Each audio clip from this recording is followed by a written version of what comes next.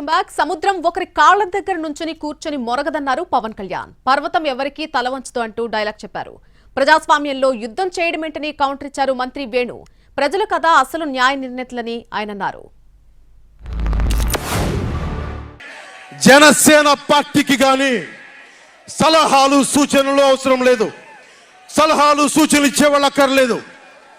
యుద్ధం చేసేవాళ్ళు కావాలి. కొత్త రక్తంతో, కుతకుతలాడే రక్తంతో, గుండెలు చరించుకునే యువ రక్తం కావాలి. దాష్టికాన్ని నిలబడే యువకులు కావాలి. కత్తులు పట్టుకునే వీర మహిళలు కావాలి. కుల మత ప్రాంత పార్టీ అనేది వివక్ష లేకుండా కానీ ఈ ప్రభుత్వం అందిస్తూ ఉంటే అబద్ధం ఆడినటువంటి చంద్రబాబు నాయుడు పక్కన నీతి సూత్రాలు వల్లించేటువంటి పవన్ కళ్యాణ్ గారు, మీరు ఆలోచించండి. చంద్రబాబు అబద్ధం అని ప్రజలు నమ్మారు. ఒక మోసగాడి పక్కన మీరు చేరుతున్నారు. మీరు మోసపోకండి.